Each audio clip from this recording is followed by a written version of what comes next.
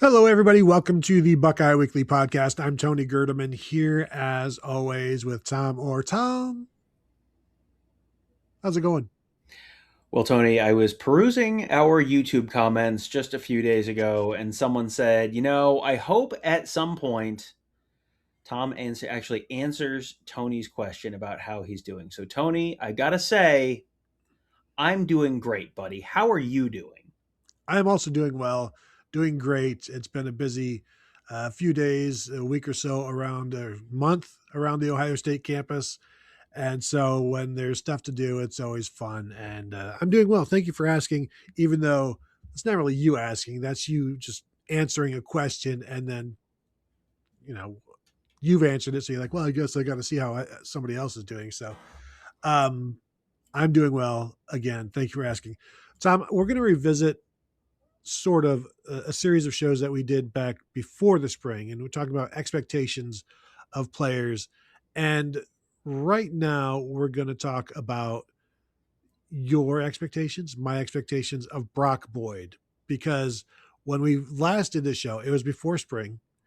It was before Brock Boyd lost his black stripe after 6 practices. It was before he was the first true freshman in this class to lose his black stripe. We had been hearing good things before spring, but then right out of the gate, you start hearing even better things, and then you can no longer hide it once the black stripe comes off. So I'll be interested to see what our expectations, how they've changed from before to then after what we saw and what we heard during spring. Yeah, and I think he was someone who, in the first couple weeks of spring ball, the ceiling for his 2026 season changed more than just about anyone else. I think he was Legend Bay was the guy where that was true before the spring, where even before they stepped on the field, you were started hearing wild things about what Legend Bay's 2026 season might look like. And then once practice started, as you said, you had been hearing some positive things about Brock Boyd, but then he became the third fastest player to lose his black stripe as a true freshman since Urban Meyer showed up at Ohio State. So that puts you in some pretty rare air. And at that point, it's like, okay, you have my attention, because that's not something that they just sort of. This is not a social promotion thing where it's like, oh, you get a black stripe off and you get a black stripe off. That's something that they take pretty seriously there. And for him to lose it as quickly as he did was, I think, really eye opening for a lot of people.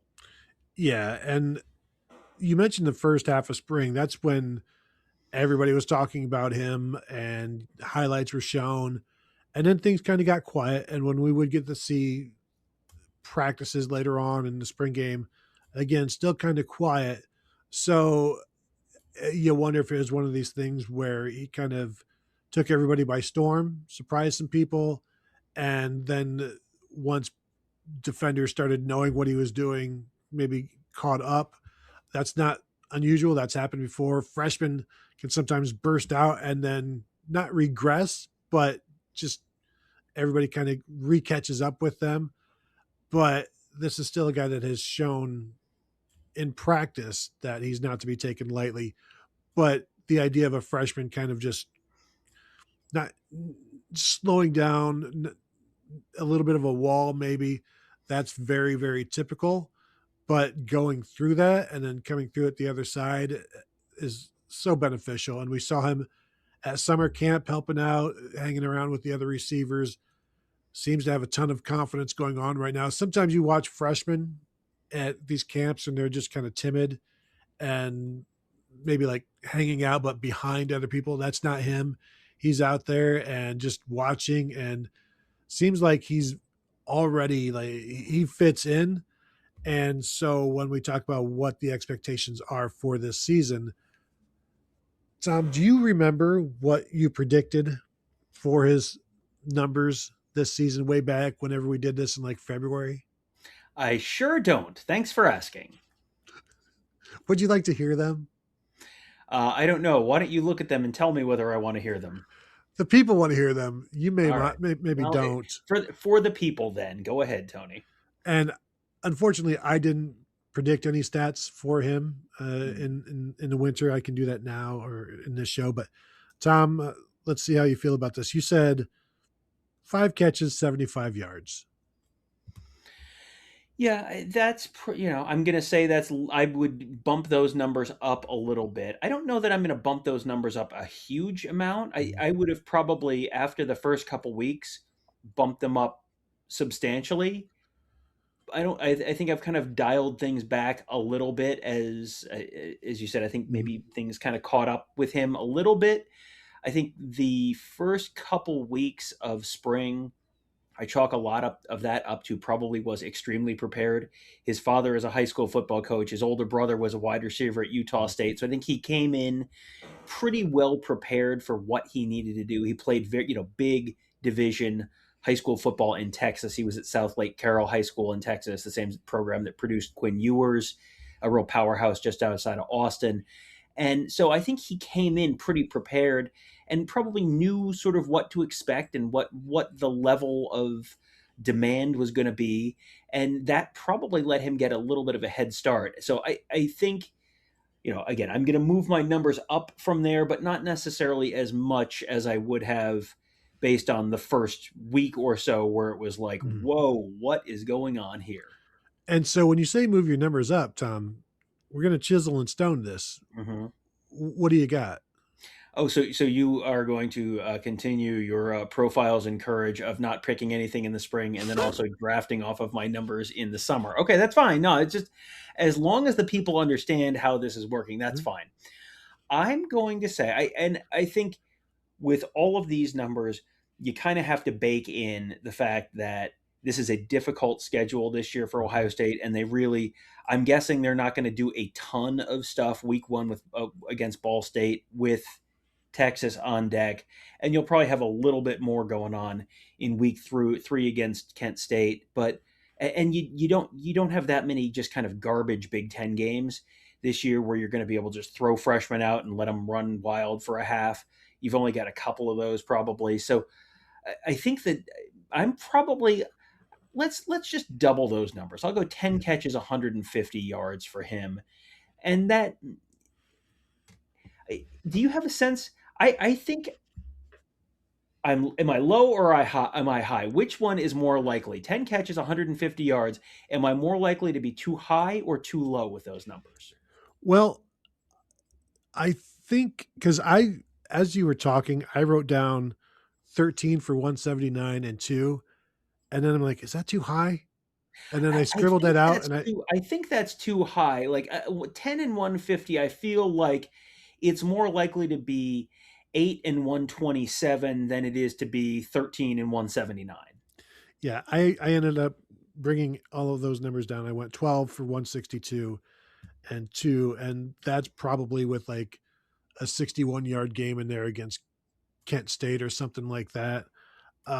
And just so people will understand, 12 for 162 or 10 for 150 would put him ahead of Jaxon Smith-Njigba, same number of catches, but 100 more yards receiving in terms of the best freshman seasons, wide receiver seasons in Ohio State history. And 12 for 162, that's Chris Olave had 12 for 197 in 2018. Dane Sanzenbacher, 12 for 189. So I'm saying he's going to be somewhere between Chris Olave and Dane Sanzenbacher, which is pretty darn good. And you're saying he's going to be somewhere between Devere Posey and Jaxon Smith-Njigba, also pretty darn good. Pretty darn good. And we do need to put the Jaxon Smith-Njigba year, COVID year 2020 caveat on those numbers a little bit. But yeah, those are those are perfectly good freshman year numbers for Ohio State. And again, I think they're mitigated a little bit by the schedule that the Buckeyes are going to play this year and what that could look like, and the fact that this is probably a little bit of a deeper wide receiver room than it has been in the past. Not necessarily as talented. You don't have a Carnell Tate on the, next to Carnell to Jeremiah Smith, but you've got a bunch of talented receivers. We're going to be talking about three different true Mhm. freshman wide receivers who could all be potentially guys who are making making taking snaps away from each other on top of Brandon Innes and Kyle Parker and Devin McEwen and all those guys. So, I think this is going to be difficult place to get on the field for a ton of snaps for any of these freshmen, really. It will help that Brock Boyd has played both outside and inside already at Ohio State and was equipped to be able to do that. So those are our expectations. Go ahead and throw yours if you're watching on YouTube. Give us your stat line before you're going to be critical of us, calling Tom an idiot, calling him this, calling him that. While you do that, also throw in your own stats and let us see how smart you are. Are you as smart as Tom? Probably.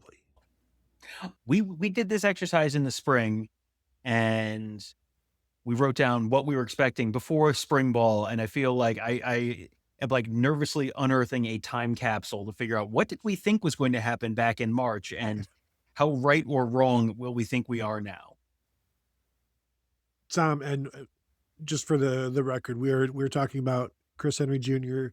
We have discussed Brock Boyd. We're going to move on to Chris Henry Jr. here, Tom. There is no worse way to make yourself feel dumb than to go back and look at something you said or wrote 3 months ago, 13 months ago, when you had an informed opinion. And you're like, well, this felt right at the time. It was right at the time, but then reality kicks in. And again, players don't live up to it. And that's all I can say is we're living in reality. Sometimes the players don't follow through. But sometimes the people around you let you down, something you don't need to tell me after hosting a podcast with you for nearly 8 years. It's longer than that, isn't it? Anyway. Feels longer than that. 17, 19 years. It's been a while. But when we first talked about Chris Henry Jr. and the expectations, we've done a handful of shows on him. I remember back in the winter, I asked on Twitter how many starts people expected from him this year. And over half expected like nine starts or more. And we were both like, that's a little aggressive. Wouldn't be shocked if he starts a game. Julian Fleming started a game. Other freshmen have started a game. So that would not be a huge shock. But then, we went into the expectations portion. And this is a guy that comes in with just a notch below Jeremiah Smith in terms of accolades, expectations, hype. And I say just a notch below in terms of the hype and the accolades. Jeremiah Smith is different. Nobody is expecting Chris Henry Jr. to do anything like that. But you can be a notch below in those things and still be 800 yards below in the production aspect of things because of how good Jeremiah Smith is, the offense that he played in, and how prepared he was. So we are not comparing Chris Henry Jr. to Jeremiah Smith. We are comparing June Chris Henry Jr. to February Chris Henry Jr. and see where things come up. And fortunately for you, Tom, you did not throw out any numbers. You just criticized my numbers. Sounds like an effective game plan. Let's run it back. And we'll get to my numbers in a little bit. But when we talked about Brock Boyd, we talked about how his spring kind of started high and then leveled off. Chris Henry Jr.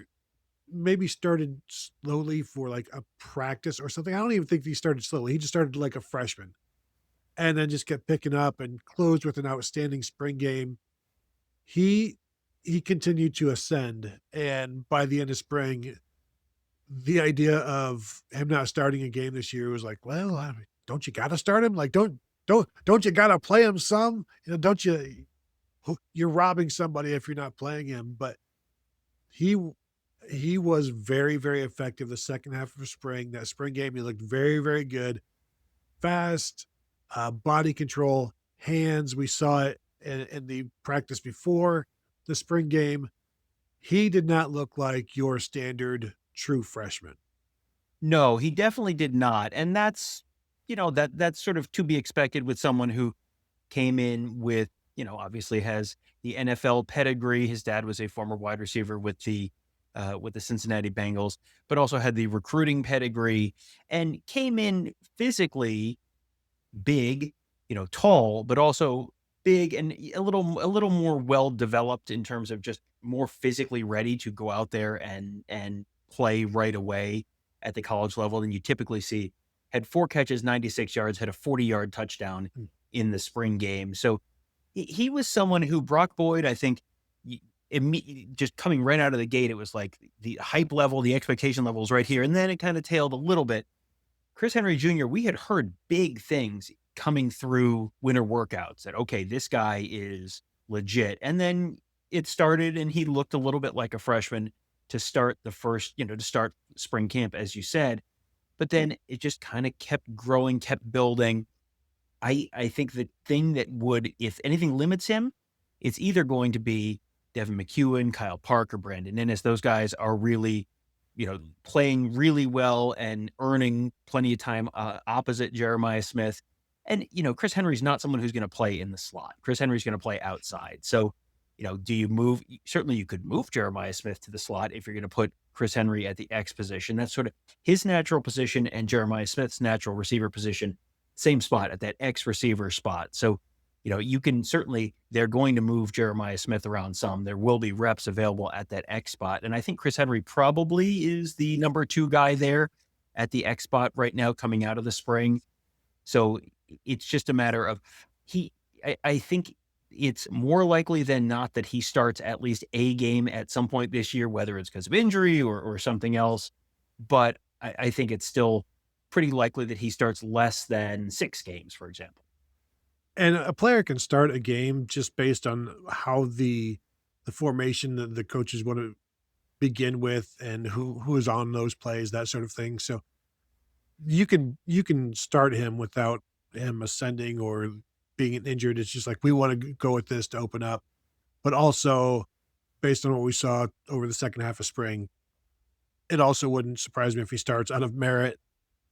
Everybody starts out of merit, but like, he's one of the 3 guys that you want out there for the majority of the time at some point. Maybe that's later in the season when he is no longer a true freshman and he's now he's just a Buckeye and he's going through it and he doesn't look like a freshman. He's the guy that defenses have to be concerned about. And as we keep saying, Ohio State has to find receivers that scare a defense that helps keep the defense, helps Jeremiah Smith stay freer.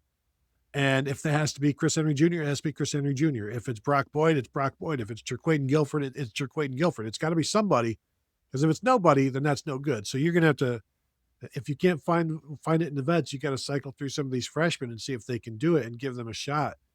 And there's a lot of teams that would give Chris Henry Jr. a shot this year. And so why not Ohio State as well? Tom, in terms of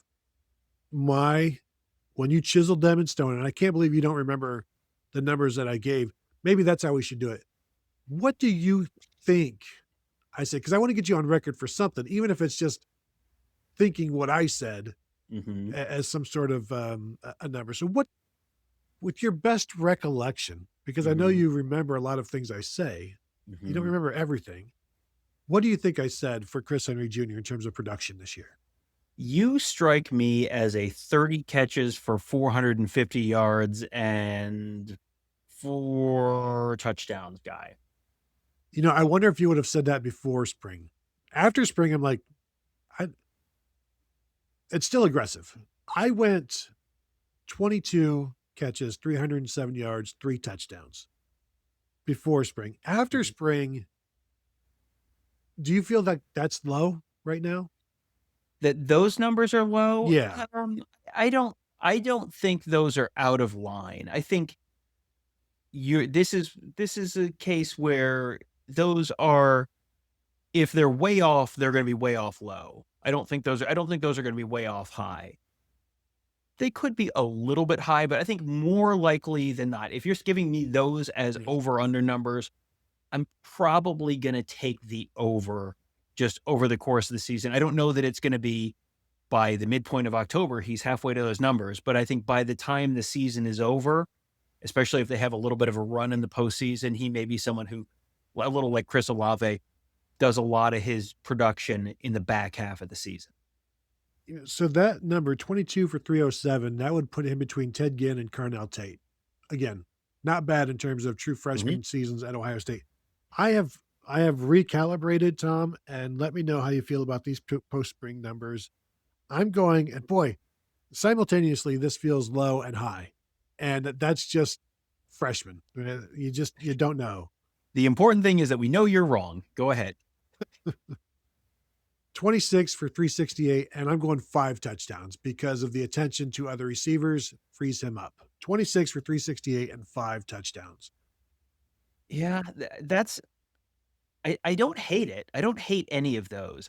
I think now we're at the point where I'm probably betting if I have to take one side or the other, I'm probably taking the under on those, not with a real high degree of confidence, but that's a freshman season where a lot goes right for him, where he's getting a lot of snaps, he's getting snaps and he's productive with those snaps. And he's also, as you know, as we talk with the Brock Boyd thing, you as a freshman, defenses are going to adjust to you, and then you have to make an adjustment to the adjustment. And so that is, he's playing, he's productive when he's playing, and then he's continuing to be productive because he's adjusting to the adjustments.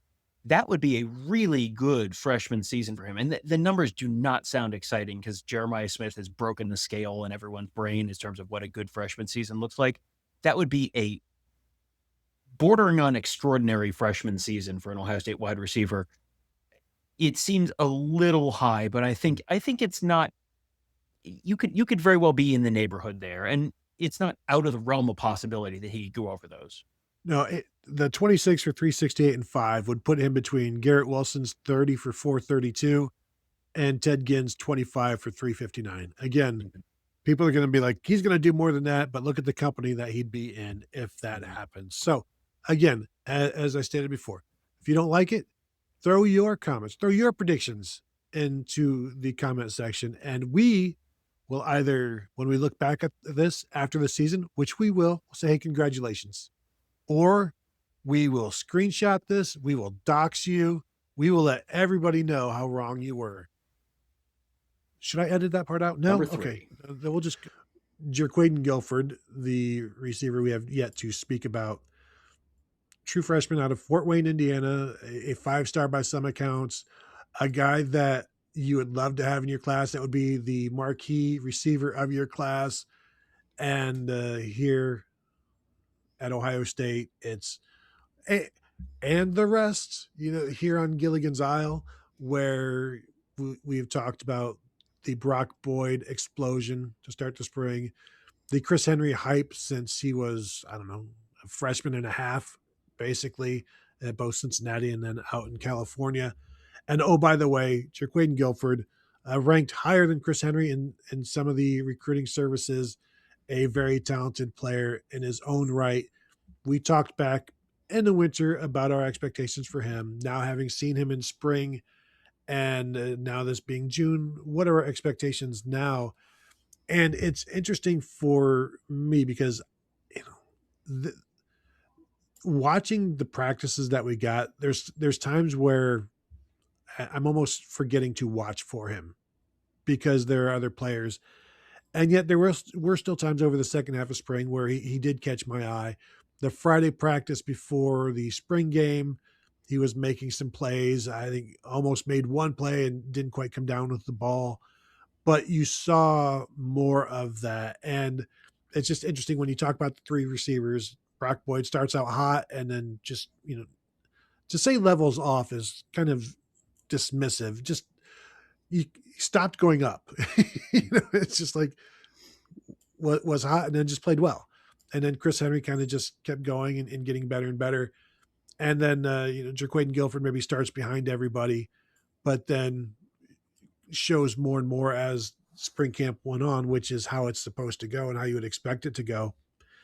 And so it's like he's not forgotten, but I don't know that enough people are talking about him. But as we've said, for any freshman receiver, there's only so much talking you can do about them because how much time are you going to spend on somebody who may have 4 catches for the season or 17 catches or whatever?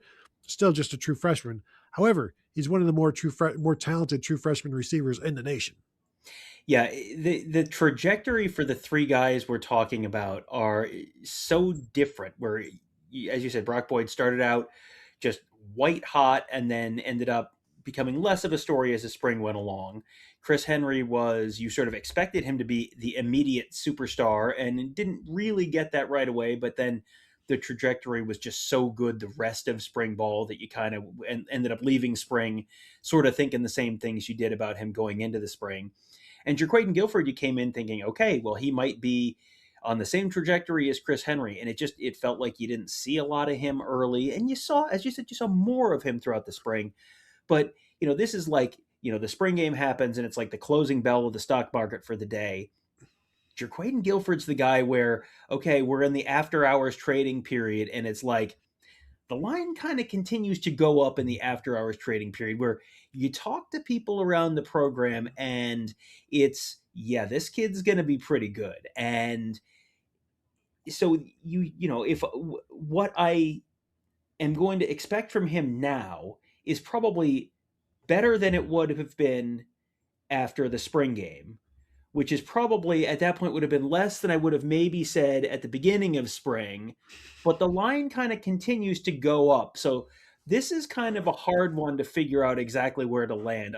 Of the three guys we've talked about, Boyd, Henry, and Guilford, this is by far the one where I think the error bars are the biggest, where, yeah, I mean, it could be a perfectly respectable high single digit, low double digit catch number and 100 and something yards, or it could be closer to the Chris Henry numbers that we talked about the last time. And it could be anywhere in there. And again, we're only talking about the difference of like 200 yards and, a dozen catches or 15 catches or something like this. So we're not talking about enormous gaps here, but in terms of what those two different types of seasons would mean for a true freshman receiver, that is an enormous gap. Yeah, and this would be interesting if in a prior show, recent show, we talked about the NCAA governance wanting to move to a spring and then kind of a summer OTA type of thing. I wonder if that was going on this year, what Jerquaden Guilford would be doing during those OTAs and the buzz that we would be hearing after spring, going through some summer workouts and then into OTAs and the practices going on there and the advancement that he's taken. And because I would expect we would see more of him in terms of notice more of him in that way. And he's a guy that I assume is going to be a Z and as fast and has good size for that position. We saw him a little bit making yards after the catch, which is going to be very important in the offense this year. That's something that they're going to focus on and do. But of course, for all of the freshman receivers, if that's going to be part of the offense, that means you're also going to be blocking. So if you want to get on the field, let's see a block. That's going to be key for anybody. And that's all being taught. They understand that.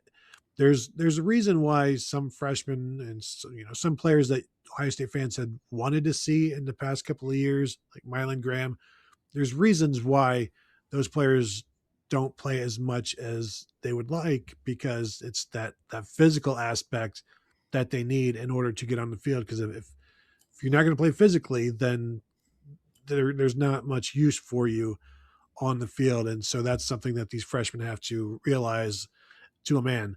Now, Tom, when we talked about Jerquaden Guilford back in the winter, you again didn't throw out any stats. You just criticized mine. And I will say, even as I had you chisel them down while you were mid chisel, I'm like, I think these are high. So I'm going to tell you, no. Tom, what do you recall or what do you think I told you back in the winter for Jerquaden Guilford's stat line? I'm going to guess you were a little lower than Chris Henry's stat line. And Chris Henry's stat line, you had something like 22 for 307. 2 for 307. So yeah, I'll say 18 for 250 and 2 touchdowns, something like that. How do you feel about that stat line now? 18 for 250 and 2 touchdowns. I don't hate it. I think that's well within the bounds of uh, what's realistic for this year. I don't think that's going to be wildly high, and I don't think that's going to be insultingly low either. So honestly, that's probably about where I would be right now. Then now I'm trying to decide if I think I would go over or under that, if that's our over under. So Tony, now that I've put out the numbers, why don't you tell me first of all what you said in the spring, and then tell me whether you would go over or under those numbers that I just threw out. Yeah. You said 18 for 250 for 2 is what I said.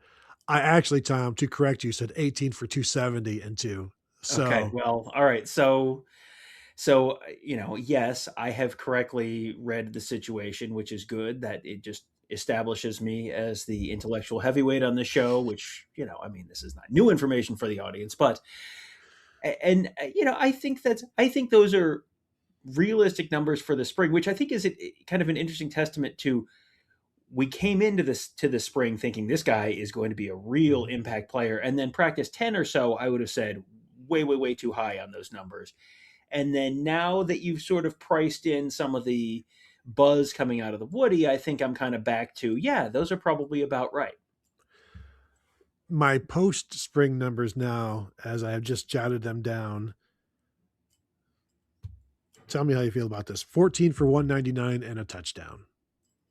Cowardly, but I think, well within what I'm sure the audience has come to expect from you. Yes.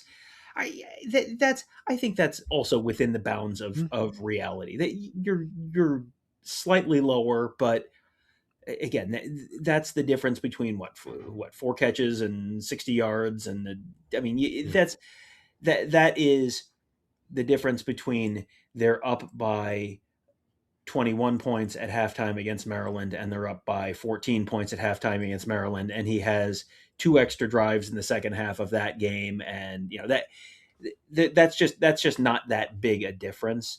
So yeah, I think somewhere, if you give me those two as the outer bounds of, and ask me to pick lower than Tony's, between those two, or higher than mine, I'm probably going to go between those two, and as the most likely of those 3 outcomes.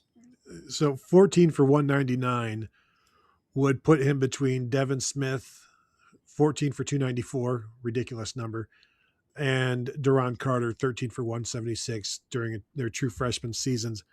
And when I do this, I always go back to Marvin Harrison and his 11 catches, and Emeka Egbuka and his 9 catches. But the thing is, that was the 2021 wide receiver room, which the fact that those guys combined for 20 catches in that room is impressive, because I'm sure those numbers will be higher in any other Ohio State wide receiver room they ever played in.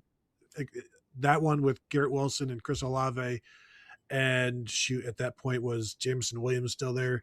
I don't know, he wasn't, but no. there was enough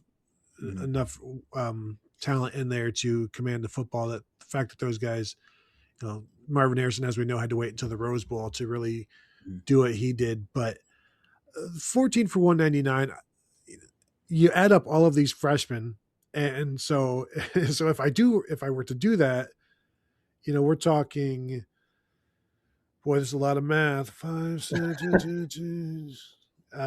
that's almost around 700 yards or so of freshmen receiving, and that seems heavy. That seems hefty. That seems high on the whole, and because you're sort of figuring Jeremiah Smith's going to have a 1,300-ish year at least, and there's a possibility that there's 500 more yards in there somewhere for him. And I don't know that there's anyone else in that room that I look at and go, that guy's going to get 1,000 yards. But you're going to have some guys who are in that 500 to 700 yard range, Innis, McEwen, Parker, somewhere in that 500, 700 yard range. So then you've got 3,200, give or take, there. And you figure the running backs have another 400 yards receiving, something like that. So 3,600, and the tight ends are going to have another, get them to 4,000. So, that would be a lot to get to 700 yards for the true freshman. That would get you up to like 4,700 yards passing, which would be a lot. But, if they're playing, how many games are they playing? That's one of the real questions. If you're playing 16 games, yeah, you might get there. And that's certainly a possibility for this year's Ohio State team. So, on the whole, I think we're probably a little high in terms of, like, two of those guys are probably going to go under that number. But all it takes is Chris Henry being a little bit more ready than we think, or Jerquaden Guilford being a little bit more ready than we think, and then the freshman class does hit that number. We're not going to be right on all three of those guys, because some of them are going to take playing time away from each other. So if one guy's numbers go up, the other guy's numbers are probably going to go down a little bit. And I think on the whole, we're probably a little high on that freshman class total. But I don't think we're going to be looking at this at the end of the year and going, 4 catches for 36 yards for 3 of them, huh? Wow, that's crazy. Yeah, this is definitely not a parlay. This is no. This is all individual. Again, what do you think? Are we crazy? Are we spot on? If you're watching on YouTube, go ahead and throw your comments, your expectations for Jerquaden Guilford for this season as well. And of course, hit the thumbs up. Subscribe to the Buckeye Insiders channel if you've not yet done so. Hit the bell to be notified, all of that good stuff. That will do it from here. Thank you all for tuning in, and we will talk to you all later.